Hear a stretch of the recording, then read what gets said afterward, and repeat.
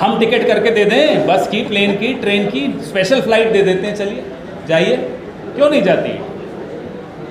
हमने तो सुना है कि अगले 5 साल के लिए भी ईडी के कुछ अफसर यहाँ परमानेंट मकान बनाना चाहते हैं, क्योंकि बार बार भेज देती है वहाँ की सरकार।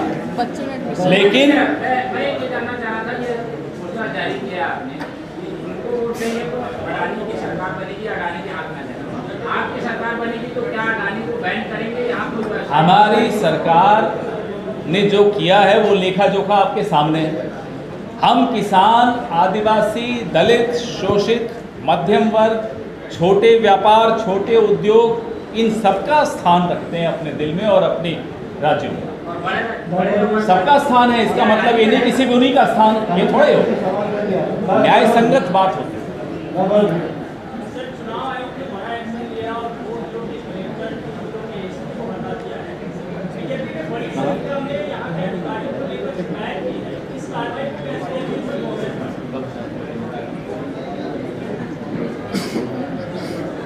उनकी कार्रवाई है वो जाने। तेलंगाना में भी सुना 10 हटा दिए, उसमें मैं क्या टिप्पणी करूँ?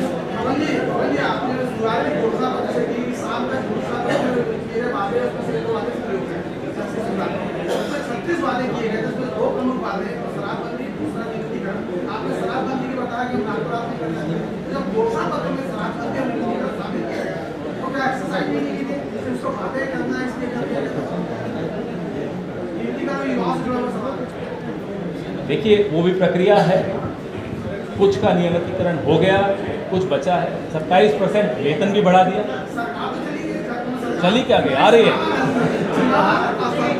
आपको जाती हुई क्यों दिख रही है? हमें तो आती हुई दिख रही है।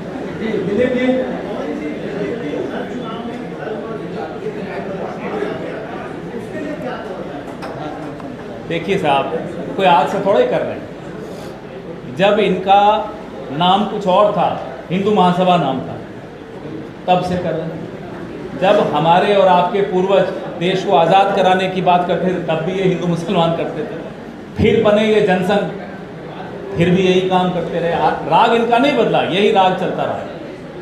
फिर बने ये जनता पार्टी 77 में, फिर भी यही राग। फिर बने ये भारतीय जनता पार्टी, फिर भी यही राग। तो हम इनसे निपटना जानते हैं और ये देश भी इनसे निपटना जानता है। इसकी कोई तोड़ की जरूरत नहीं होती। ये धर्म का जो कार्ड लाते हैं, ये आपको और हमारे को कैसे तोड़ेंगे ये चाहते। इस देश की फैक्ट्री सेटिंग्स कांग्रेस है, कांग्रेस की विचारधारा इस देश की विचारधारा है और इस देश की विचारधारा कांग्रेस की विचारधारा है। ये बाहर की विचारधारा है जो लाते हैं, ये नहीं चल सकती ज़्यादा दिन तक। जहाँ संवाद से काम चलता हो वहाँ ये विवाद पैदा करने की कोशिश करते हैं। विवाद वाले लंबा नहीं चलते, संवाद वाले ही लंबा चलते हैं। इसका एक उदाहरण है भारतीय सिविलाइजेशन हमारी, जो ये संवाद की सिविलाइजेशन, इसलिए इतना लंबा चल गई। विवाद की सिविलाइजेशन की हालत देख रहे हो आप बाहर।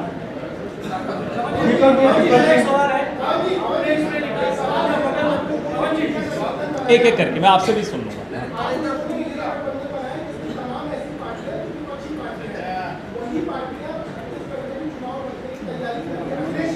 देखिए, गठबंधन इंडिया अलायंस 2024 के लोकसभा चुनाव के लिए ये गठबंधन है। मैं समझ गया आपका सवाल। आपने जब 2 शब्द बोले, मेरे को आखिरी शब्द भी समझ में आ गया। ये विधानसभा का चुनाव है, सब अपना भाग आजमा के देख लें। मैं क्यों रोकूं उनको, हम क्यों रोकें उनको? भाई सबका हक है ना, लड़ने का भी हक है, हारने का भी हक है। लेकिन इंडिया अलायंस 2024 के लिए एक अलायंस है। बड़ी मुझे लगता है सब साफ नियत के साथ हम लोग सब एक कमरे में बैठते हैं और 2024 में इस देश को एक नई, एक अच्छी सरकार देने का हम लोग एक संकल्प करना चाहते हैं।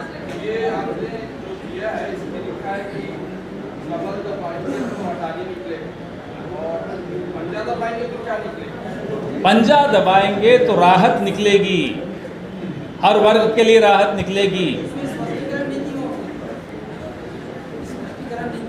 पूरे देश में पंजा दबाने का तो आपको मालूम है, पिछले 5 साल में इतना काम हुआ, तो अब भी बताना पड़ेगा तो बड़ी अजीब सी बात हो जाएगी।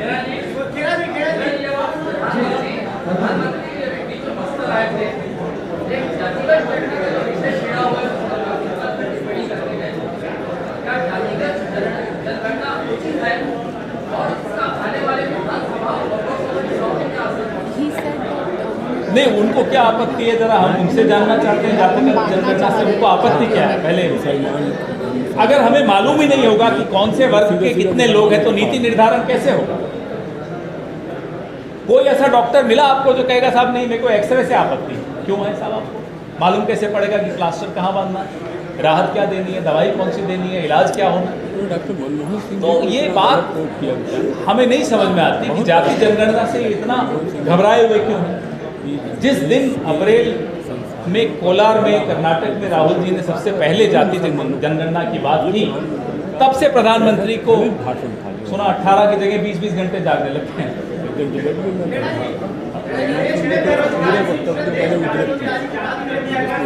आवाज नहीं आ रही साहब, सब बोल रहे हैं।